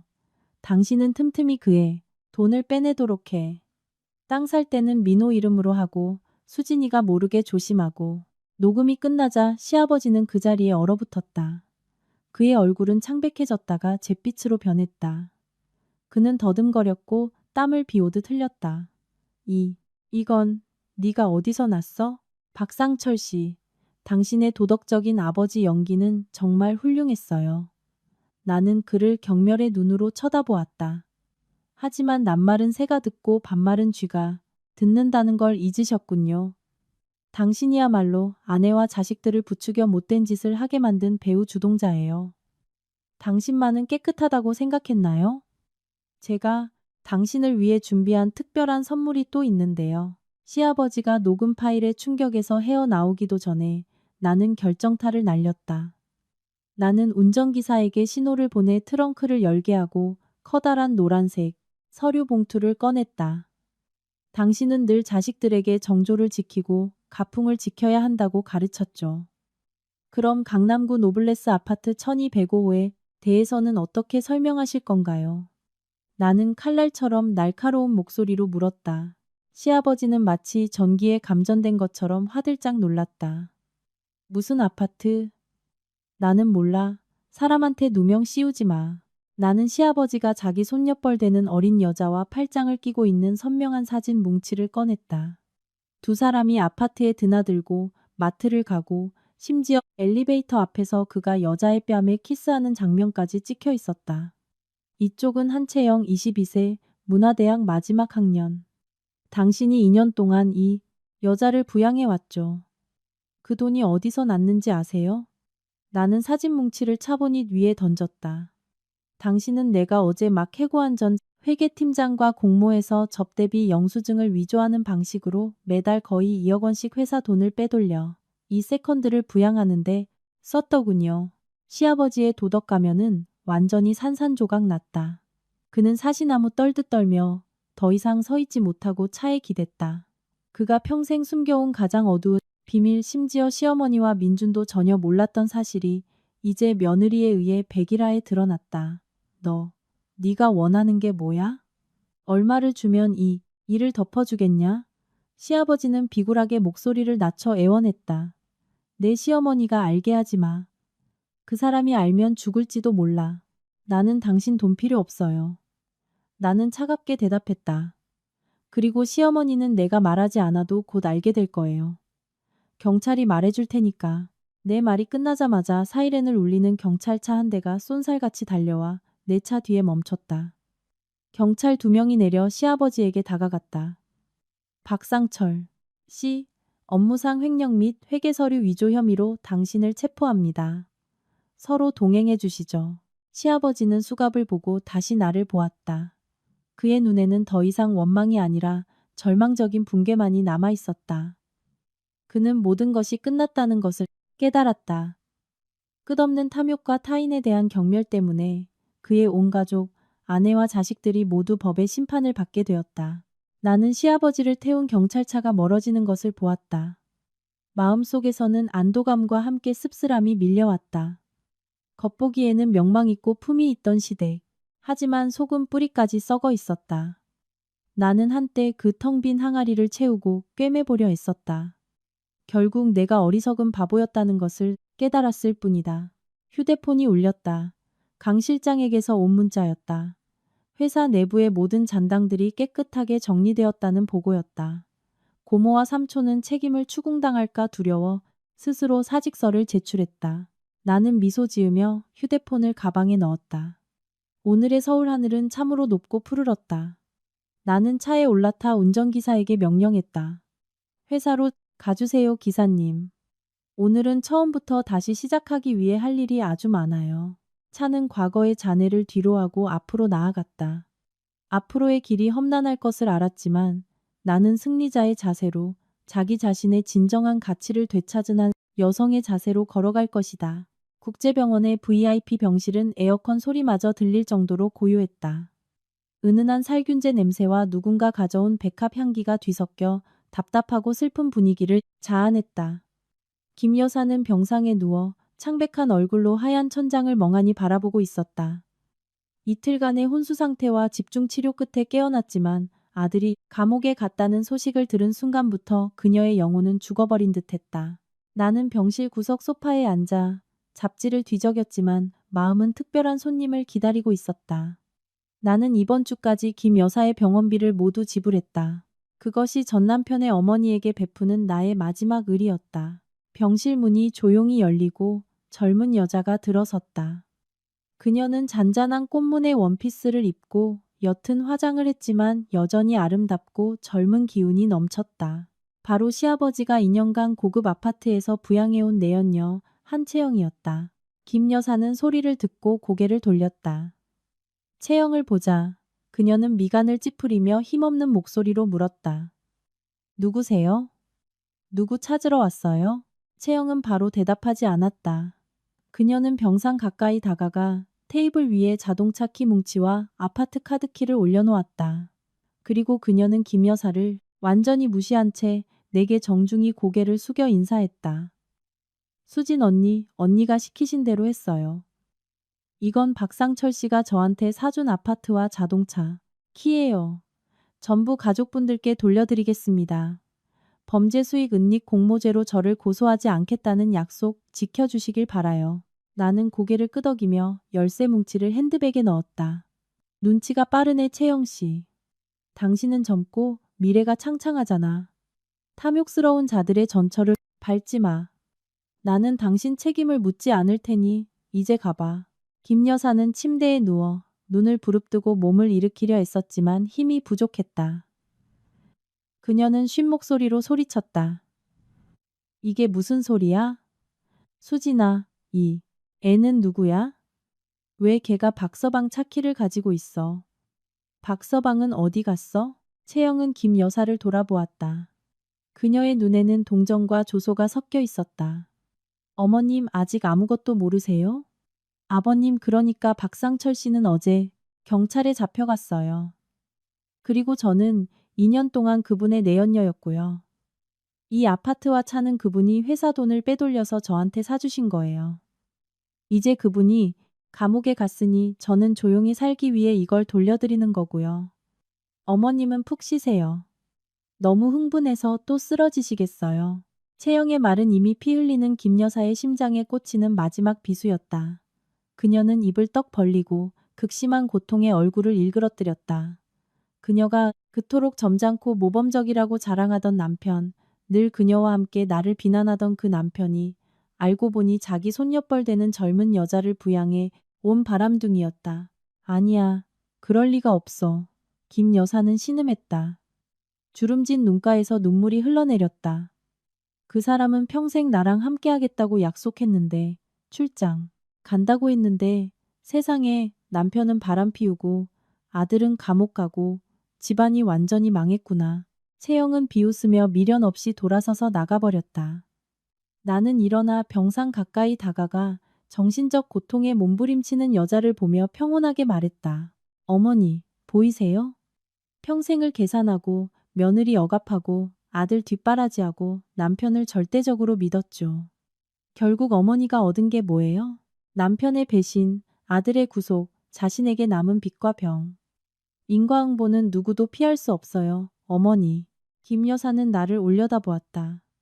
그녀의 눈에는 더 이상 예전의 사나움은 없고 절망과 애원만이 남아있었다. 수진아, 내가 잘못했다. 제발 우리 집안 좀 살려줘. 넌 돈 많잖아. 돈 써서 아비랑 동생 좀 꺼내줘. 내가 빌게. 나는 고개를 저으며 마지막으로 그녀의 이불을 덮어주었다. 돈으로 많은 것을 살 수 있지만 범법자들의 양심과 자유는 살 수 없어요. 저는 제 책임을 다했어요. 이제부터는 어머니 스스로 알아서 하세요. 안녕히 계세요. 나는 병실을 나섰다. 등 뒤에서는 탐욕과 맹신 때문에 모든 것을 잃은 한 여자의 비통한 울음소리가 들려왔다. 병원을 떠나 나는 강 실장과 함께 차를 타고 강북의 한 골목으로 향했다. 다음 목적지는 구불구불한 골목 깊숙한 곳에 있는 호프집이었다. 겉보기에는 평범한 유흥업소였지만 안에서는 밤낮으로 운영되는 불법 도박장이었다. 이곳은 시동생 민호가 내빚 독촉을 피해 숨어 있는 곳이었다. 가게에 들어서자 지독한 담배 연기가 코를 찔러 얼굴을 찡그렸다. 카드 부딪히는 소리, 욕설, 돈을 잃은 도박꾼들의 고함이 뒤섞여 혼란스러운 소음을 만들어냈다. 우아한 흰색 정장을 입은 나와 건장한 경호원 4명의 등장은 즉시 모든 시선을 사로잡았다. 문신을 한 주인 남자가 앞을 막아서려 했지만 강 실장이 재빨리 권위 있는 블랙카드를 내밀며 몇 마디 속삭였다. 남자의 안색이 변하며 연신 고개를 끄덕이더니 뒤편에 굳게 닫힌 방을 가리켰다. 강 실장이 문을 밀고 들어갔다. 방 안에서는 수십 명의 도박꾼들이 큰 테이블 주위에 모여 있었다. 민호도 그곳에 앉아 있었다. 충혈된 눈, 떨리는 손으로 카드를 쥔 채 그는 이미 돈을 다 잃고 마지막 남은 낡은 오토바이까지 걸어 본전을 찾으려 하고 있었다. 나를 보자 민호는 화들짝 놀라 손에 든 카드를 바닥에 떨어뜨렸다. 그는 뒷문으로 도망치려 했지만 내 경호원 2명이 이미 퇴로를 막고 있었다. 누나, 어떻게 여길? 민호는 더듬거렸다. 그의 얼굴은 핏기 하나 없었다. 내가 준 3일의 기한은 끝났고 그는 돈 한 푼 마련하지 못했다. 나는 의자를 끌어와 그의 맞은편에 앉아 명품 핸드백을 테이블 위에 올려놓았다. 내가 널 찾을 거라고 했잖아. 3일이 지났어. 네, 돈 25억은 어디 있지? 민호는 더러운 바닥에 무릎을 꿇고 부처님께 절하듯 손을 비볐다. 누님, 제발 며칠만 더 시간을 주세요. 지금 막 따려던 참이었어요. 이번 판은 무조건 이겨요. 이기면 바로 원금의 이자까지 쳐서 갚을게요. 나는 그를 차가운 눈으로 쳐다보았다. 아직도 본전 찾을 꿈을 꾸고 있어? 여기 있는 사람들이 널 이기게 해줄 것 같아? 넌 그냥 저들이 털 뽑아 먹으려는 호구일 뿐이야. 내 어머니는 병원에 누워 계시고 내 아버지와 형은 감옥에 갔어. 정신 차리고 일할 생각은 안 하고 여전히 이런 구석에 처박혀 있다니. 제가 잘못했어요. 5천만 원만 더 빌려주세요. 이번에 따고 나면 고향 내려가서 새 사람이 될게요. 민호는 여전히 애원했다. 도박꾼의 본성이 뼛속까지 밝혀 그는 이성을 잃었다. 나는 한숨을 쉬며 일어섰다. 내 인내심은 바닥났다. 나는 그의 변명을 들으러 온 것이 아니었다. 나는 정의를 집행하러 왔다. 너한테 빌려줄 돈은 없어. 하지만 네가 도박을 영원히 끊을 수 있는 기회는 가져왔지. 나는 강 실장에게 고개를 끄덕여 신호를 보냈다. 그는 휴대폰을 꺼내 미리 저장된 번호로 전화를 걸었다. 2분도 채 되지 않아 골목 전체에 사이렌 소리가 울려 퍼졌다. 확성기를 통해 또렷한 목소리가 들려왔다. 경찰이다. 모두 꼼짝 마. 저항하면 제압한다. 문이 부서지며 형사들이 폭풍처럼 들이닥쳤다. 도박꾼들은 아수라장이 되어 도망치려 했지만 사방이 포위된 상태였다. 민호는 극도의 공포에 질려 머리를 감싸고 테이블 밑으로 기어들어가 벌벌 떨었다. 나는 그 자리에 가만히 서서 한 경찰관에게 신분증을 제시했다.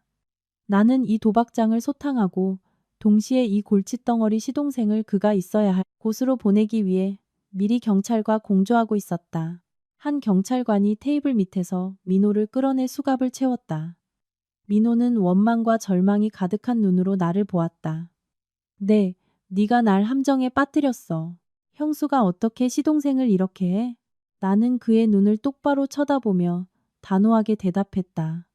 내가 널 함정에 빠뜨린 게 아니야. 네가 스스로 함정으로 기어 들어간 거지. 나라에서 몇 년간 밥 먹여줄 테니 그곳에서 하늘에서 돈 떨어지기만 기다리는 대신 정직하게 땀 흘려 일하는 법을 배우길 바라. 민호가 끌려가고 나는 가게를 나섰다. 밖은 이미 어두워져 있었다. 또 한 명 처리 완료. 이 집안에서 벌 받아야 할 자들의 명단은 거의 완성되었다. 다음 날 아침 나는 테헤란로의 비텍타워에 있는 회사 사무실에 아주 일찍 도착했다. 오늘은 내가 공식적으로 이사회 의장 겸 대표이사로 취임하는 날이었다. 하지만 재건 작업에 착수하기 전에 시댁이 남긴 유독한 잔재들을 깨끗이 청소해야 했다. 오늘의 목표는 격리팀장인 민준의 고모박 여사와 인사팀장인 민준의 삼촌 박 씨였다. 이 두 사람은 김 여사가 회사에 심어놓은 눈과 귀로 비밀 정보를 빼돌리고 비품비를 횡령하며 굽신거리지 않는 유능한 직원들을 괴롭히는 주범들이었다. 오전 10시경 내 휴대폰으로 다이아몬드 플라자 백화점 보안팀으로부터 문자가 도착했다. 나는 미소 지었다. 모든 것이 계획대로 진행되고 있었다. 다이아몬드 플라자에서 박 고모는 고급 화장품 브랜드 계산대 앞에 서 있었다. 그녀는 이 0만 원짜리 스킨케어 세트를 고르고 의기양양하게 회사 법인카드를 내밀었다. 지난 5년간 그녀는 거래처 선물이라는 명목으로 회사 돈을 개인 쇼핑에 사용해왔다. 직원이 카드를 긁었지만 기계에 오류가 떴다. 직원은 정중하게 말했다. 손님, 카드 승인이 거절되었습니다. 다시 확인해 주시거나 다른 카드를 이용해 주시겠어요? 박 고모는 미간을 찌푸리며 짜증을 냈다. 말도 안 돼. 이 카드 한도가 5억인데 어떻게 거절이 돼. 내 기계가 고장 났나 보지. 다시 긁어봐. 직원이 다시 시도했지만 여전히 오류가 떴다. 손님, 시스템에 카드 소유주께서 분실 신고를 하셔서 정지된 카드라고 나옵니다. 뭐, 누가 감히 내 카드를 정지시켜? 박 고모는 백화점 한복판에서 소리를 질러 모든 사람의 주목을 받았다.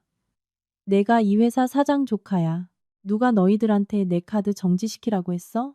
바로 그때 건장한 보안 요원 2명과 경찰 제복을 입은 사람이 다가왔다. 경찰은 엄숙하게 말했다. 박정자 씨 맞으십니까? 서로 동행해 주셔야겠습니다. 회사로부터 박정자 씨가 지난 4년간 30억 원에 달하는 회사 자금을 유용하여 신용을 남용하고 재산을 횡령했다는 고소장이 접수되었습니다. 박 고모의 얼굴은 핏기 하나 없이 새하얘졌고 손에 들었던 핸드백이 바닥으로 떨어졌다. 아니에요. 다 회사를 위해서 산 거예요. 나는 민준이 고모라고요. 박민준 씨는 이미 구속되었습니다. 여사님. 현재 회사는 이수진 씨의 관리하에 있습니다. 저희와 함께 가시죠. 같은 시각 회사 사무실에서 나는 전 직원 긴급회의를 소집했다. 박 삼촌은 불안한 얼굴로 회의실에 들어왔다. 그가 늘 그랬듯 앞자리에 앉으려 하자 내가 입을 열었다. 박 팀장님, 일어나세요. 그 자리는 더 이상 당신 자리가 아닙니다. 박 삼촌은 어리둥절했다. 수진아, 내가 인사팀장인데 나는 서류철을 테이블 위에 던졌다. 당신은 지금 이 순간부로 해고입니다. 이건 당신이 지원자들에게 뇌물을 받고 수준 미달의 인력을 채용했으며 지난 3년간 직원들의 4대 보험료를 횡령했다는 증거입니다. 총 비리 금액은 12억 원입니다. 회의실 전체가 술렁였다. 직원들은 서로를 쳐다보았다. 그들의 눈에는 오랫동안 그의 갑질에 시달려온 것에 대한 통쾌함이 서려 있었다. 박 삼촌은 얼굴이 시뻘개져 테이블을 치며 소리쳤다. 네가 감히 날 잘라? 내가 네 삼촌이야. 무고죄로 고소하겠어. 고소하시죠. 나는 평온하게 대답했다. 하지만 변호사 비용은 아껴두시는 게 좋을 거예요. 이 서류는 이미 수사기관에 넘겼으니까요. 보안팀, 박 팀장님을 회사 밖으로 모시고 그가 사용하던 모든 회사 자산을 회수하세요. 건장한 보안 요원 2명이 들어와 수백 명의 직원이 지켜보는 앞에서 박 삼촌의 양팔을 잡고 밖으로 끌고 나갔다. 사무실 분위기는 순식간에 가볍고 활기차졌다. 조직을 좀먹던 암적인 존재들이 제거되자 깨끗하고 공정한 업무 환경이 돌아왔다. 박 고모가 체포되고 박 삼촌이 해고되었다는 소식은 시골의 친척들에게 삽시간에 퍼져나갔다. 분노와 공포의 이성을 잃은 그들은 마지막 수단으로 떼법과 여론몰이를 이용해 나를 공격하기로 결정했다. 다음 날 아침 번화한 비텍타워 앞 광장에 민준의 친척 20여 명이 모였다. 그들은 불효막심한 며느리, 시댁 재산 강탈 부자, 되니 조강지쳐 버린다. 사기꾼 회사를 퇴출하라는 등 삐뚤빼뚤한 글씨로 쓴 현수막과 피켓을 들고 있었다. 그들은 그곳에 서서 고함을 지르고 울고불고하며 지나가는 사람들에게 내가 남편과 시부모를 함정에 빠뜨려 감옥에 보내고 회사를 강탈한 악독한 여자라고 하소연했다. 몇몇 호기심 많은 행인들이 멈춰서서 동영상을 찍고 사진을 찍었다. 친척들은 그것을 보고 더욱 실감나게 연기하며 바닥에 드러누워 통곡했다. 나는 고층에서 유리창을 통해 그 광경을 지켜보며 비웃었다. 그들은 이 시대가 목소리 큰 사람이 이기는 시대라고 생각하는 걸까? 그들은 틀렸다. 이 시대는 정보와 증거의 시대다. 나는 홍보팀장을 돌아보며 말했다. 시작해요. 즉시 수십억짜리 광고가 나오던 건물 외벽에 거대 LED 전광판이 갑자기 바뀌었다. 제품 광고 대신 내가 협력한 유령 뉴스 채널의 라이브 스트리밍이 방송되기 시작했다. 화면에는 결혼기념일날 레스토랑 CCTV 영상이 선명하게 나타났다. 민준이 내 얼굴에 돈을 던지는 장면. 김 여사가 욕설을 퍼붓는 장면. 유라가 회사 자료를 팔았다고 자백하는 장면. 이어서 은행거래 내역서 시아버지가 아내와 자식들에게 재산 강탈을 사주하는 녹음 파일. 그리고 민호가 도박장에서 체포되는 장면이 나왔다. 생생한 소리가 건물 광장 전체에 울려 퍼졌다. 행인들이 멈춰서서 구름처럼 몰려들었다. 여론은 순식간에 뒤바뀌었다. 세상에, 알고 보니 저 며느리가 피해자였네. 저 시댁 완전 기생충 집단이구만. 빌부터 살면서 악독하기까지 해. 아내 얼굴에 돈을 던지는 남자는 쓰레기지. 꼴 좋다. 광장에서 통곡하던 친척들은 자신들의 가장 추악한 모습이 대형 화면에 나오는 것을 보고 경악했다. 그들의 욕설은 뚝 그쳤다. 주변 사람들은 그들을 손가락질하며 경멸의 눈초리와 비난의 말을 던지기 시작했다. 이봐요, 아줌마들. 집에 가요. 여기서 깽판 치지 말고. 창피한 줄 아세요. 한 행인이 소리쳤다.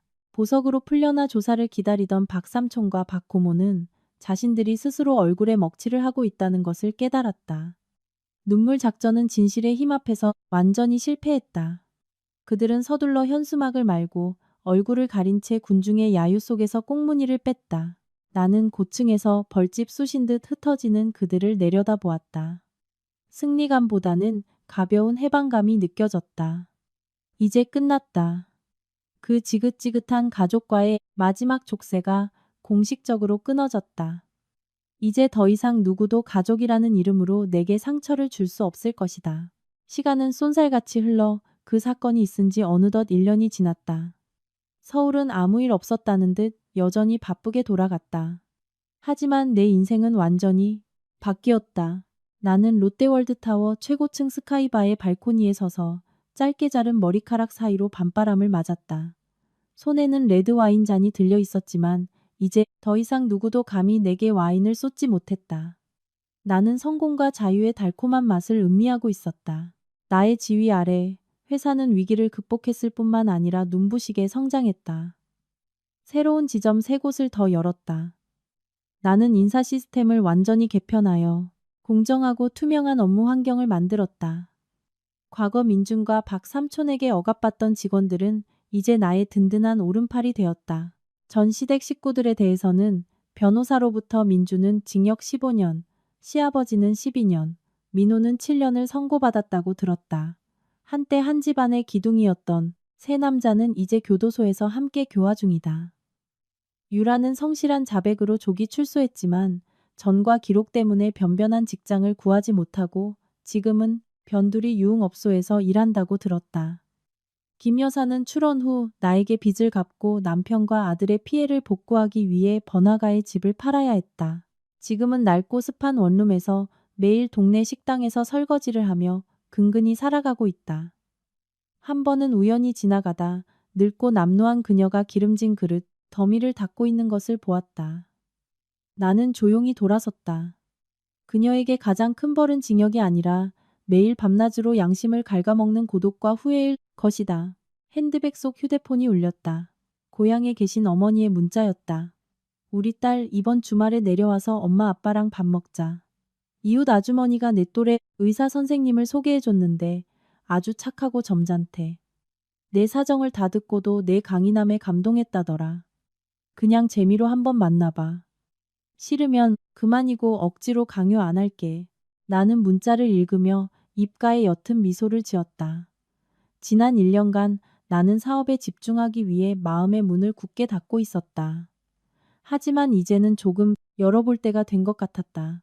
기댈 남자가 필요해서가 아니라 나 자신도 사랑받고 존중받을 자격이 있으니까. 나는 답장했다. 네, 엄마. 주말에 내려갈게요. 엄마가 끓여주신 된장찌개도 너무 먹고 싶어요. 나는 별이 가득한 밤하늘을 올려다보았다. 먼 하늘이 희미하게 붉어지기 시작했다. 새벽이 오고 있었다. 새로운 날이 다시 시작된다. 그리고 나는 알았다. 역풍의 계절은 지나가고 그 자리를 행복과 평온의 시원한 바람이 채우고 있다는 것을. 나는 와인잔을 들어 허공에 가볍게 부딪혔다. 축하해, 수진아. 새로운 인생을 위하여. 서울의 밤은 찬란하게 빛났고 나는 그 어떤 불빛보다도 더 빛나고 있었다.